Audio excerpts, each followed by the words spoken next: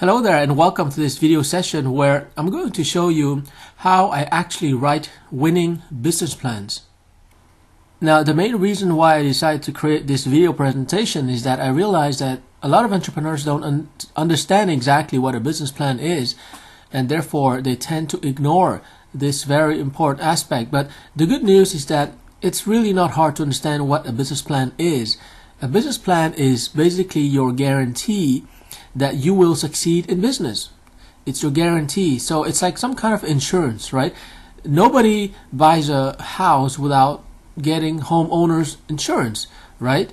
Nobody buys a car without getting car insurance, right?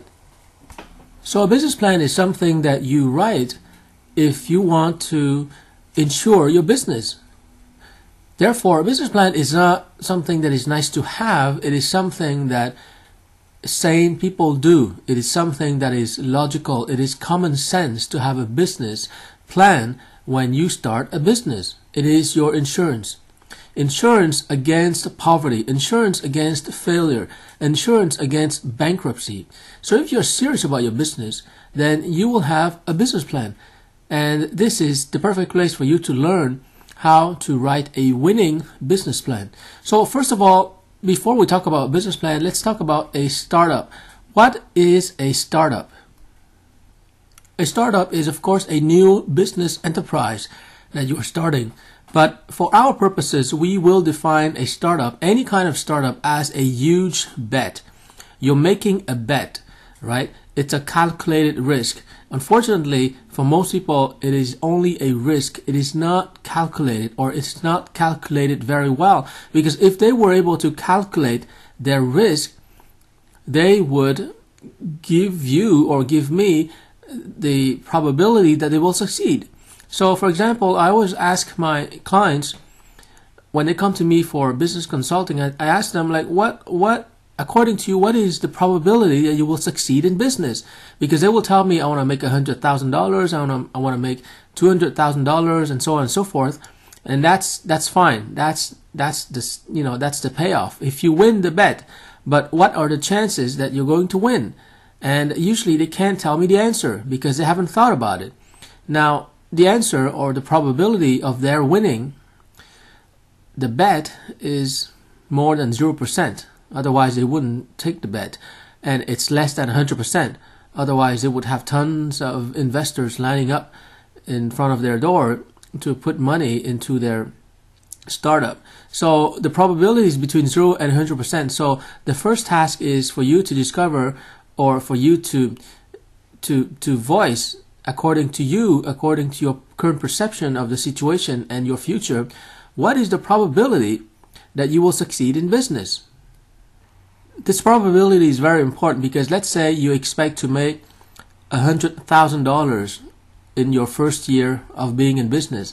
Now, you're not going to make $100,000 because there's nothing sure in business. If you were going for a job and the employer makes you a job offer and says he's going to pay you $100,000 to be a manager or an executive, then you're guaranteed to get that $100,000 unless you do something really stupid on the job and they fire you. But when you aim for $100,000 in your startup, in your first year, it is not a guaranteed thing at all. There's no employer. The quote-unquote employer is the marketplace, and the marketplace will only pay you $100,000 if you perform. So you have to manage your business. You have to be an entrepreneur. You have to be the chief executive officer. And since this is the first time you're doing it, the probability is not going to be 100%, right? So what is the probability that you're going to make $100,000? It could be 50%. Usually I start there, but sometimes it's lower. It could be 30%. But it doesn't matter where you start with your probability. It could be 30%, it could be 50%. You just have to know that number and justify that number, and then you move up from that number. So if it's 50%, you have to find ways to increase it to 60% and 70%. You're never going to get to 100%, like I said, because it's not a job. You're having a business, and risk is inherent in any business, especially a new business. So the probability here allows you to shift your thinking to risk management, which is something that most employees do not do unless they work in finance. Risk management is what probabilities are all about. So you've got to break down the huge bet. Remember that every startup is a huge bet. You can't calculate that huge bet. You have to break it down into smaller bets that you can manage, so that you can figure out overall the probability that you will succeed in achieving your goal, your sales goal or your revenue goal for the first year. Now it's going to be a bit of work to work on your business plan and develop it, but so much depends on the success of your business. I mean, your family, your freedom, your financial freedom, your sanity, your whole life.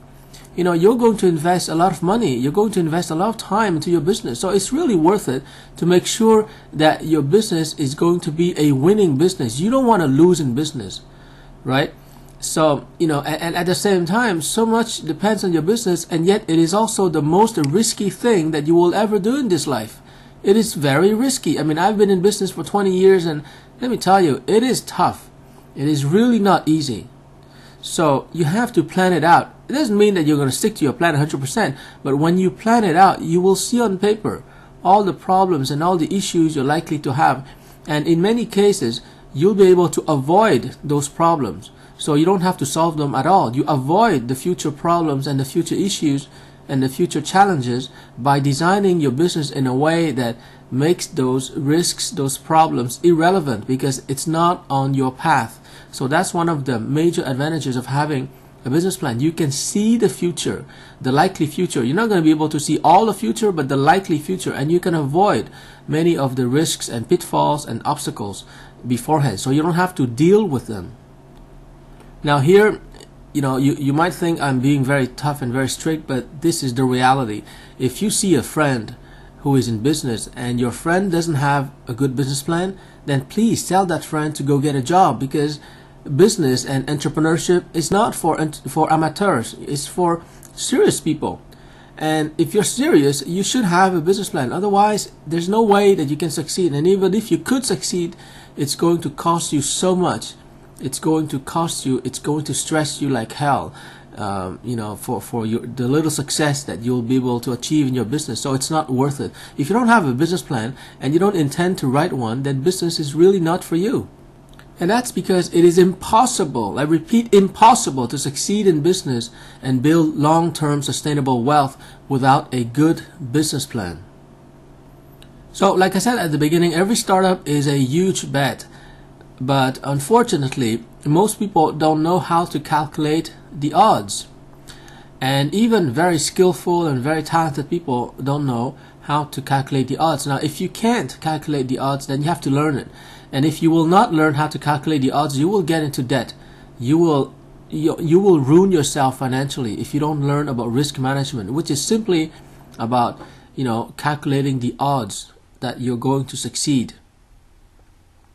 So how do you make a good bet? How do you calculate the odds? Well, you break down the big bet that your startup is. You break your big bet into smaller bets, and then you test your bets, because you have to validate it. You know, what you're thinking is what you're thinking. It's in your head, but you have to validate, you have to test it. And the way that I will teach you how to do so is called the BMW 5, and it's BMW stands for Business Model Workout. It's a workshop that I created in 2006, and basically BMW 5 shows you how to break down your big bet into 5 smaller bets so that you can manage them. You have the product solution bet. This is your bet that your product and solution is good enough. You have the target market bet. This is your bet that you've chosen the right market. It's easily reached, it's growing, and it's a target market that is likely to respond well to your offers, to your products, to your services. So this is a bet in itself. You have the list building bets. The list building bet is basically your bet that your system is a good system, that is effective, consistent, reliable, and that will help you to build your list. This is a whole bet in itself. You have your sales bet, and whether you're selling stuff online or offline, this is your bet that you have a sales methodology that is good enough and that will convert prospects and potential clients into actual clients. This is the bet where you're going to get the cash, because that's what selling ultimately leads to. And finally, you have your system bet. This is your bet that your system is good enough and you're skillful enough to manage that system in order to run the entire business. So basically, I've broken down your business, which is a huge bet, into 5 smaller bets. And what we're going to do now is that we're going to work on each of these bets in order to make sure that you can control and manage the risk, these 5 types of risk for a startup. Now, before we talk about these 5 bets and how you're going to manage them, you probably are thinking, well, what about the financing bet? How to get to raise capital. What about the operations bet? How to manage your operations? What about the human resources bet? Don't I need to have employees? And finally, what about the accounting bet? So let's take a look very quickly at these bets. First of all, the financing bet. I think that most people who launch a business today will base it on a professional service that they're offering, whether it's coaching or consulting or graphic design. So it's really based on a professional service or on their own expertise, whether it's web design expertise or email marketing expertise or business coaching or business development expertise. So they require very little capital. So the financing bet is not likely to be relevant at this point. Also, most entrepreneurs don't launch big operations. They are usually one woman or one man shows, right? So operations is really, when you think about it, it's just self-management. Yes, you have to manage your time. Yes, you have to learn to set your priorities, and you have to learn how to focus, which is not easy. But it's not really a business bet. It's something that you've got to master at the personal level. You've got to be able to manage yourself because you're your own boss now. Next, you have the human resources bet. Now, most startups don't have the budget or working capital to get employees. So you might have to manage your collaborators and your joint venture partners, but usually they are self-managed. You just provide an incentive and they will perform. If they perform, they get the incentive. If they don't perform, they don't get the incentive. So you're basically outsourcing the quote-unquote human resources function to other people. They will self-manage it. And in any case, you just don't have the budget to hire people internally. The only talent that matters right now is your talent as the owner and the creator of the startup. And finally, you have the accounting bet. Now, the great thing about accounting today is that it's mostly computerized. So you're going to use Quicken or QuickBooks or any accounting software packages like that. So there's no risk really. The only risk is, you've got to select a good accountant, a certified accountant, to set up your accounting system. And after that, it should be a piece of cake. So I just spoke about these 4 apparent bets, but they're not really bets. So at least not at this stage, at this creation stage of your startup. They might become very important bets in the future. Like you might need a lot of financing in the future, but right now you're just starting your business. So you have to focus really on the 5 major bets which appear here, right? The solution or the product, the target market, the list, how you're going to build it, your sales methodology. It's really a methodology. It's really a system. It's not, a conversation. It's not a technique. It's not a closing technique or anything like that. It includes closing techniques, but the sales system is much more sophisticated. So the reason why I put 20% here is that for the sake of simplicity, I've broken down the bet like as if it was 100% probability of success. So just for the sake of simplicity, I'm assuming that each of these smaller bets will contribute 20% success probability to the overall probability of your succeeding. In other words, in an ideal world, if you're able to create the right solution for the right target market, and you have a good system to build your list and a good methodology to sell and close transactions and new customers, and you can manage the whole system effectively and professionally, then you will have 100% chance of succeeding. And succeeding means that you can get your startup off the ground, and after that you've got to manage really, really well in order to stay afloat, in order to stay in business. But we're not talking about staying in business now. We're talking about getting into the business. And in order to get into the business, you've got to really master these 5 bets.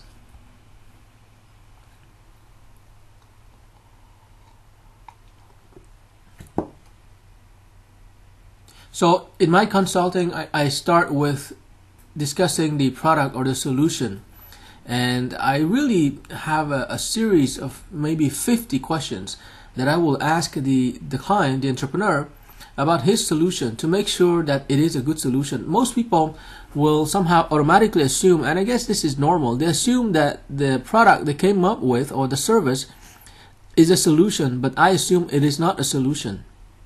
I assume that it's just something that the person has been able to create, whether it's a web design service or a coaching service. It's something that they created because they're passionate about what they're doing. But the fact that you're passionate about what you're doing doesn't mean that it's a solution for your clients. It's a solution only if it answers and if it addresses a critical or an urgent problem that they're having, right? So for example, you can train for 4 years in university in order to become a dentist, but the fact that you're a dentist and the fact that you know how to perform various surgical operations on people's teeth, that doesn't mean that you have a solution to people's problems. So people have to have a problem. They have to have cavities. They have to have a toothache. They have to have, wisdom teeth that they need pulled out. They've got to have a problem before you can have a solution, and your solution has to be very detailed and very technical. So most people at this stage, they fail because their solution is not robust enough. Robust means it's not solid, it's not detailed, it's not documented, it's unprofessional. So you've got to be professional in everything you do in business, because that is the cornerstone of your success. And it all starts with your solution. You've got to be able, here's a test. If you're able to talk for 2 hours on your solution, and you talk about the details, you talk about the methodology that you're using to create the solution and to implement the solution, you talk about how you can educate clients on how they can better use your solution, how you're going to add services and other support functions to extract the value out of your solution. You talk about the solution that your competitors offer and how your solution is different. You talk about how your background, your education, your journey in business and your skills and your talents have been able to contribute to your solution. Basically, if you're able to talk about your solution in 2 hours, you have a pretty good solution. There is enough content. Your solution is substantial enough to be a solid and robust solution. So for example, I can talk about the BMW 5, my consulting solution, for hours and hours. I mean, I can go on forever. And that shows me, that validates for me that my solution is very extensive and has the capacity to be expanded almost limitlessly, because it's a solution on which I've been working since May 2006. So that's like over 6 years ago.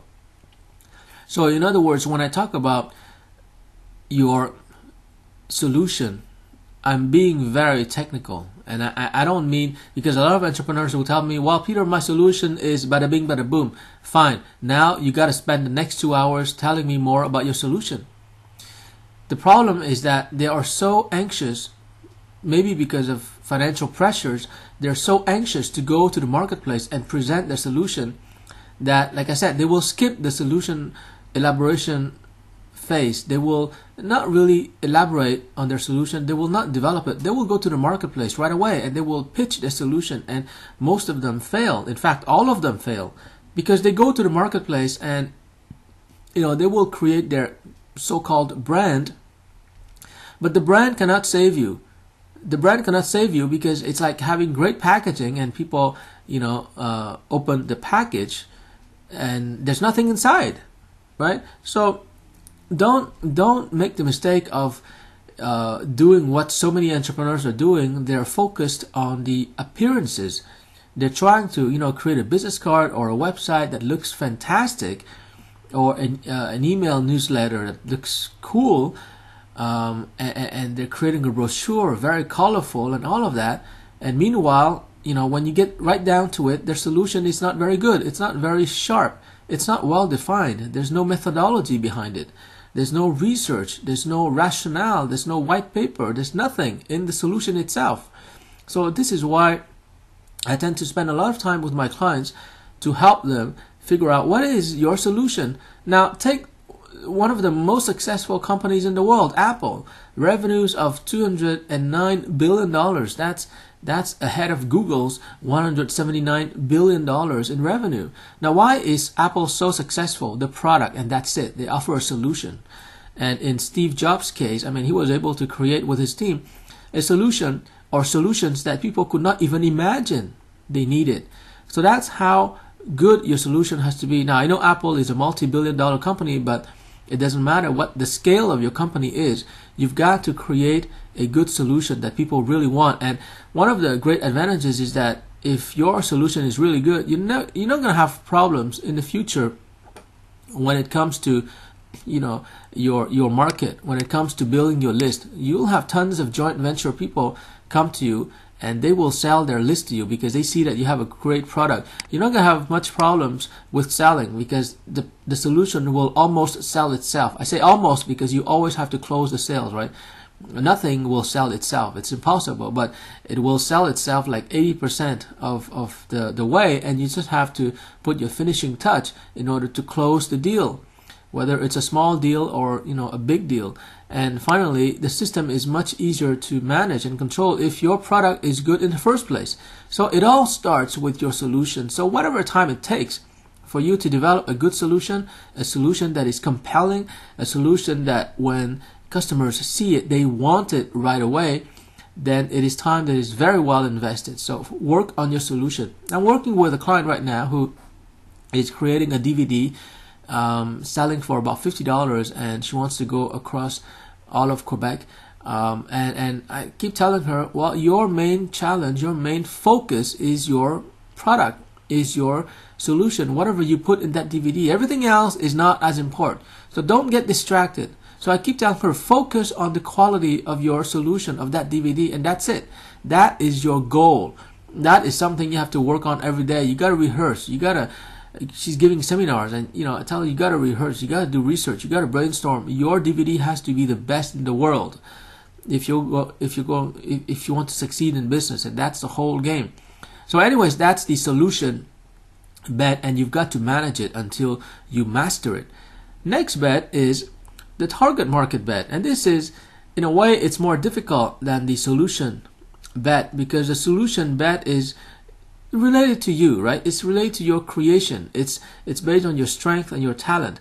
But the target market bet is a little bit difficult because, number one, it has little to do with you. You're creating a product for other people, so it has to be useful to you, right? So this is where you have to shift your mindset. You have to put yourself in the skin and in the shoes of the people that you're trying to serve.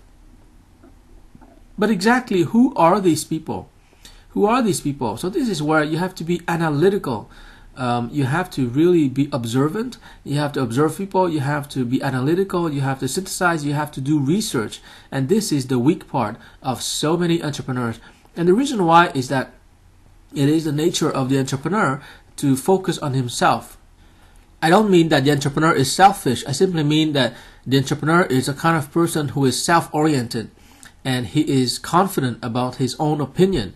He is a leader, he's a pioneer. And because he's so confident about his own opinion, he will tend to think that whatever he thinks is what the world is thinking, or it's what the world should be thinking.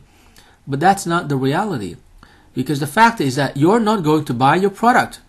Your customers are the people who are going to buy your product. So you've got to figure out how they're thinking, what they're thinking.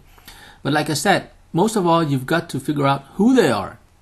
So choosing the right target market is a hugely critical decision that you have to make, and it accounts for 20% of your success probability.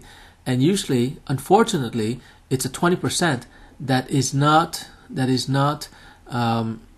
secured by the entrepreneur. In other words, they are choosing the wrong target market, or they are not properly defining the target market, and as a result of not defining properly and clearly the target market, they're not talking to that market, or they're talking to people, Mr. Everybody, and therefore their marketing campaigns are not effective, and therefore their sales are not effective, and they just can't generate the cash. You see, the first priority, one of the first priorities is to generate cash when you go to the market. But you can't generate cash if you don't know whom you're targeting. And if you don't know whom you're talking, you don't know how to talk to them. You don't know what kind of copywriting, what kind of sales messages, what kind of promotional campaigns you're going to run, because you don't know whom you're talking to. So the phrase that I use is that I tell my clients, they don't understand what you're saying unless you understand what they're thinking. In other words, you've got to know inside out whom you're trying to serve if you are to organize and set up and orchestrate and coordinate and manage your company properly. So here's an exercise that you can do, and it's similar to the exercise regarding the product solution. The exercise is take a sheet of paper or maybe two and write everything you know about your target market, everything you know about the kind of people that you're able to serve and that you want to serve. So these are two aspects that are very important: the people that you're able to serve and the people that you want to serve. And this has to do with segmentation, market research, and it's a whole other training video of 60 minutes in itself. But basically, you just have to describe these people that you want to serve. What is their age? Are they under 30? Are they over 30? Are they over 50? What is their educational level? Are they high school educated, college educated, university educated? What is their annual income? Are they making 30 to 50, 50 to 80,000, 80,000 to 100? What is their technological sophistication? Are they Facebook users, heavy users, light users? Are they on LinkedIn? Are they networking online or offline? What is their lifestyle? Are they outgoing? Are they socially active? So you got to know everything about your target market, because you're going to talk to that target market. You're going to bond with them. You're going to build relationship with the people in this target market for a long time. So you better get to know them so that there's a fit between your company and this target market. So next you have the third bet, which is the list building bet. And this is the bet where you're saying that you have a good system that will generate leads for you. Now, a lead is a potential client, but there are different degrees, or the quality of the leads will vary. A high quality lead will convert quickly and easily into a sales, but a low quality lead will not convert easily. For example, it might cost more to sell to that lead, or it might take longer, what they call the sales cycle. It might take longer to convert that lead into a client. But for the sake of simplicity here, we're just going to assume that the lead is the same quality across the board. So how do you generate those leads? And that's what we mean when we say that you've got to manage your list building system. Of course, the easiest way to secure your 20% here is that you get somebody's list.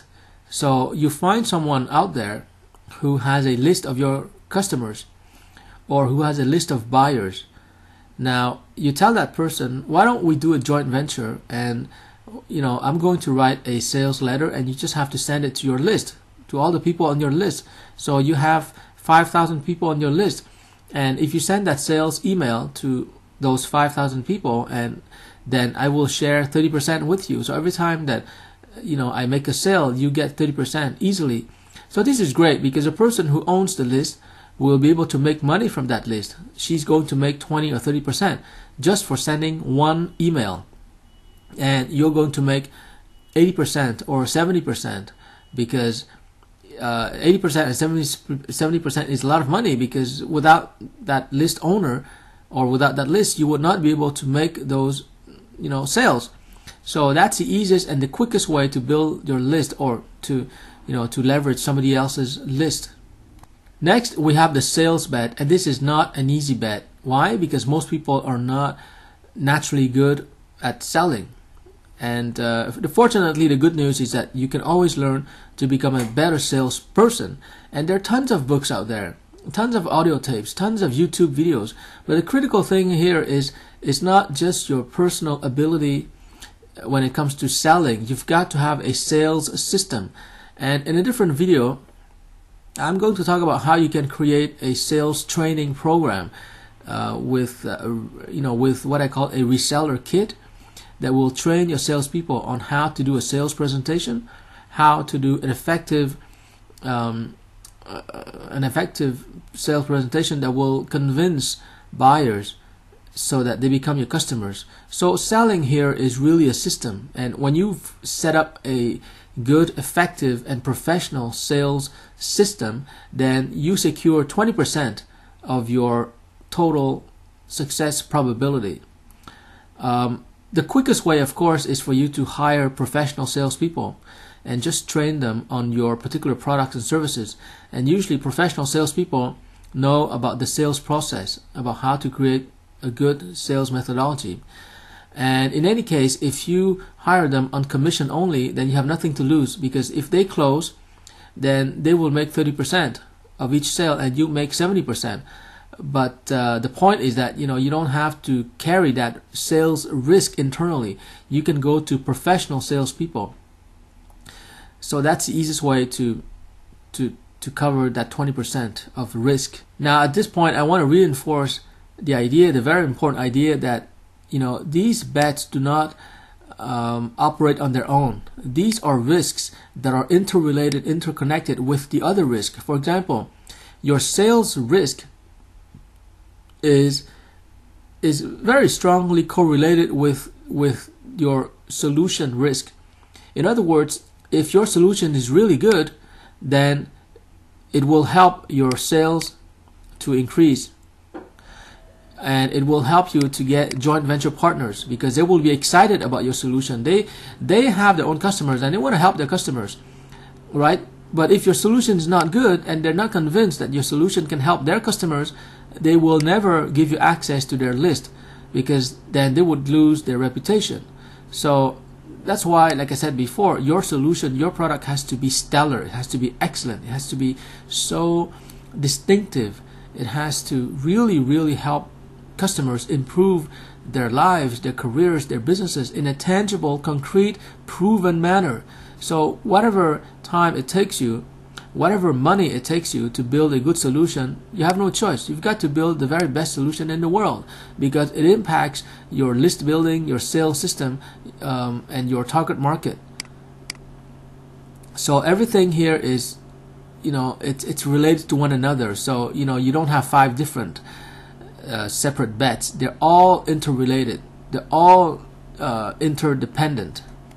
So finally, we have the system management bet, and this is where you have to be a good manager. You have to have dashboards. You have to have monitoring systems that tell you, like for example, every week, how many new leads have you generated? How many new sales have you closed? How many new customers have you begun to serve? So your system has to show you everything. Because if your system doesn't show you the information, the factual information that you need, then you cannot possibly make effective business decisions. So this system is really sending you information, relevant information at different degrees of, at different levels of detail. But it is sending you information all the time so that you can make smart decisions all the time to grow your business. So here, like I said, if you manage to get 20% on each of these 5 types of risk, then you end up with a total probability of 100%. Now, is it possible to get 100% success probability? Well, here's another question that's related. Is it possible to fly to the moon? The answer is no, right? If you don't have the technology. But the answer is yes, if you have the right technology, which in this case is developed by NASA. So I'm not saying that you should, or that you need NASA to succeed in your business, but you've got to treat your business like engineering. You've got to be rational, right? You have to be analytical. You've got to compute and calculate all the risks. Passion is not enough. Belief is not enough. Many people tell me, oh, I believe in myself. That's great. That will get you started. That will motivate you. But believing in yourself is no guarantee you're going to succeed in business. Hope is certainly not enough. Creativity is not enough. There are tons of artistic people out there, very creative people out there who are starving in business. So it's not enough. Intelligence is not enough. It doesn't matter how many degrees you have. It doesn't matter how high your IQ is. It doesn't matter whether you have an MBA or not. You've got to know about business. You've got to manage your risk every single day. At the end of the day, your business plan will show to the world how rational you are. And it's great for you to know also how rational you are, because your business plan is like a mirror. It shows you a reflection of your mind. It shows you a reflection of the quality of your business mind. And you know, you might have a fantastic mind outside of business. You might be a brilliant artist. You might be a great singer, a great graphic designer, whatever. But to succeed in business, you have to develop your business mind. And this business mind is inside of you. You just have to develop it. Your business mind is like a muscle that you've never used in your whole life. So I'm your trainer, I'm your coach. I will help you to develop your business mind so you think like a business person. One very important aspect or element of your business mind is the ability to be strategic. And to be strategic basically means that you're using the least effort or the smallest amount of internal resources in order to produce maximum results. So that's really a very good definition of strategic. A person who is strategic will have or create great leverage. And leverage is simply producing the maximum result using the least effort, and that requires creativity. It requires mental clarity. It requires focus. You've got to know exactly what you want to get done, and you've got to know who or what out there is going to help you to get it done. Don't do it yourself. This is one of the common mistakes of so many entrepreneurs. They see something that has to be done, which is good, and then the next step is where they fail. They do it. But what I'm saying is that when you're strategic, you don't do it. Because when you do it, you're using your time, which is your most valuable resource. So don't do it. Find out somebody out there who is doing it well, and strike a partnership with that person. Give that person a reward or a very big incentive to do what you need to get done. For example, instead of your building the list yourself, the list of probable and potential clients, outsource that list building function to a joint venture partner who already has a list of the buyers. Now, the buyers are different from the clients. A buyer is someone who is in the market, but it doesn't mean that it's your client. It's just someone who buys the type of products and services that you're currently offering. So if, for example, if you're a coach, then a buyer is someone out there who is currently buying consulting services, or who's buying books about business, or who's buying personal development books, or who's buying other people's coaching programs. So that's a buyer. So you want to have access to that list of buyers, and you want to turn those buyers into your clients, right? So instead of your building a list of buyers, you can borrow it from other people, and you can reward them for giving you access to their list. That way you don't have to build the list yourself, and you're going to save a lot of money, and you're going to save a lot of time. So what I'm saying is that, for example, we saw before that list building contributes 20% to your success probability. So you can get easily that 20% if you outsource your list building to a joint venture partner. So that's what I call being strategic. In the same manner, you can but you can reduce your target market risk if you choose an existing, a growing, and a market that is easily reached. So instead of inventing a new target market, instead of defining a new target market and trying to understand that new target market, you take a market that exists already and that is clear and that is captive, and then therefore you will have 10% already. I don't say 20% because it's never a sure thing, right? So you will have 10% already. So that gives you a head start. So overall, the principle that you've got to understand if you are to be strategic is that there are so many businesses out there that are working well, and you can pick the businesses that will be working for you. You just have to figure out how you can work with them for mutual benefit. What can you give them for them to give you what you need? So you've got to negotiate. Everything is negotiable. That's the easy part. That's the fun part about business people. They're always predictable. If you show them how they're going to make money by working with you, they will join your team. They will become your joint venture partners. So you've got to think about a way that is mutually beneficial for both you and the joint venture partner. In other words, don't work alone. The days of the lonesome cowboy warrior, those days are over. Today, everyone is connected. But, of course, it's not because you have a big network that everybody can work with you. You've got to choose the people who are what I call high-quality people with proven track records. So you have to ask them, about the track record, even their resume, their brochures. You have to study them. And usually you will find one high-quality person out of maybe 100 or 200 or 500. So that's the person that you want to network with. That's the person that you want to establish a joint venture partnership with.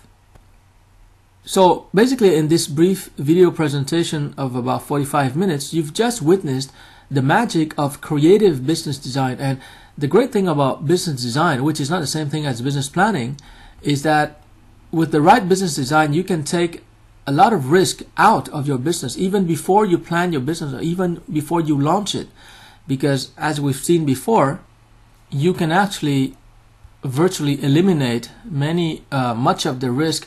For example, you get easily 10% of the probability of success in regards to your target market if you choose an existing and growing market. You get 20% if you have a joint venture partner.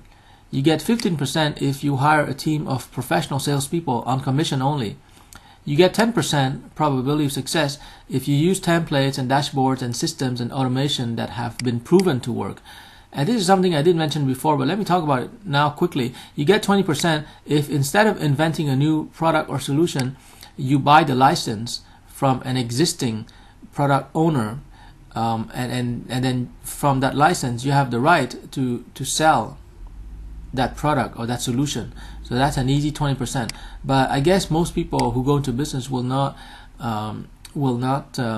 tend to create their own product or their own solutions. But even if you have your own solutions or products, you can still license in other people's products and solutions in order to create a different division or in order to monetize your list.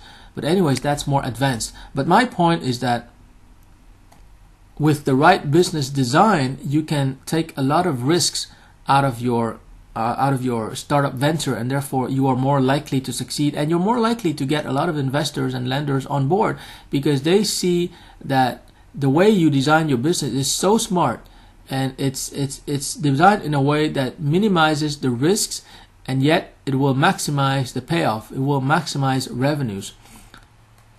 So in other words, you just learned something in this video presentation that they don't even teach in business schools in North America. I know. I studied at McGill University. It's called business model innovation, and it's a critical skill that all founding entrepreneurs must have. And I call it founding because it's not like you're taking over a business that exists already. You're the founder. You're creating a new business, and therefore you've got to know about how to design a good business. And like we've seen before, there are 5 major design elements that have to be present in your business. And here are the 5 elements. What is your solution? What is your target market? How are you going to build your list? How are you going to convert prospects into customers? And how will you manage the whole thing, the whole business enterprise, using what system? So these are the 5 key elements of your business design. Now, just for the sake of completeness, I'm going to end by giving you a quick mini seminar on how to manage risks, because the 5 elements of your business design are basically 5 chunks of risk, right? And you've got to be able to manage risk. So basically, risk management can be summarized by this concept, which is the expected monetary value. And this is a concept that is not taught in entrepreneurship centers, which is unfortunate because risk management is so important. Like I said at the beginning, when you launch a business, it's all about risk management. And that's why it's so fundamentally different from having a job. When you have a job, you just do what the boss tells you to do, and then you get your paycheck every Thursday. But when you're in business, you just don't know what the job is, and the job keeps changing every day. So you've got to manage the uncertainty. You've got to manage the risk. And this formula will help you. This formula says that your expected monetary value is the probability times the payoff. So let's take an example, a real life example. Let's say somebody offers you to flip a coin and you get $100 if you guess right. Right? So, you know, there are only two choices. You know, so you get $100 if you guess right. Now compare that with the second game where you can toss a dice and you get $500 if you guess right. So which game would you choose? Which game would you choose? In other words, which game has a higher likelihood that you will get some money? So here's how it works. If you flip a coin, then you have a 50% chance of getting it right, and therefore your expected monetary value is $50 because it's a probability times the payoff, right? But if you toss a dice, which has of course 6 different outcomes, then you get 1 chance out of 6 to make 300. Sorry, I think I made a mistake. Here you don't get $500 but $350. So if you toss a dice, then you have a 1 chance out of 6 to make $350. In other words, $58. So because the expected monetary value is higher for the dice compared to flipping a coin, you should choose to play the dice game because the EMV for the dice is better. So that's in a nutshell what risk management is all about. You've got to really figure out what the payoff is, and then, you know, what is the probability that you will achieve that payoff. Now in a business setting, overall, in general, the payoff is really the market potential. It has to do with, you know, the number of buyers in the market, in the target market. So that's the market potential, that's the payoff. That's where the money is coming from. It can only come from your market, from your customers. The probability comes from your management capability. If you have you know, managerial potential and you actualize this potential and you keep developing your management skills, your business management skills, then you will increase the probability that you will achieve the payoff. So for example, somebody can aim at a very big market, but if that person doesn't have the management skills to pull it through, then he's not going to get a high expected monetary value. So when you talk to investors or when you talk to lenders, number one, you've got to show them that the payoff is really big or significant, and number two, you've got to show them that you're a good business person who is able to pull it off. Because if you just have the payoff but you don't have the management capability, then it's not a good business. You're going to fail. On the other hand, you might have a lot of business experience and management skills, but if you don't target a good market where the money is, then you're not going to succeed in business. So that in a nutshell, I mean, risk management is more complicated than that, but I think that if you understand that risk management is all about, you know, managing your probability here, because the payoff is usually not going to change, right? The market potential is the same, but risk management is all about managing your probability here, then you can go a long way toward succeeding in business. So that's what risk management is really all about. So in this video presentation, I tried to give you an overview of what I'm doing and what I'm thinking when I help a client to write a business plan. And like I said, the business plan is really simple. It's not about, you know, writing a lengthy 50-page document talking about all kinds of stuff that is mostly, you know, projections and estimates and fiction. It is mostly about designing a good and solid business system that will be there for the long term, and that business system is made up of 5 key components. Your solution, you got to really develop your solution. Make sure it's the best in the world. Your target market, you got to choose the right target market. If you choose the right target market, you will have no problems in business because they want your business. They want your solution. They want your product. It's not going to be hard to sell to them. You will build a list easily because you can offer part of your solution for free, and then if they want the full solution, they just have to buy from you. Selling is going to be easier because, you know, your solution is so good and your target market is almost desperate for it.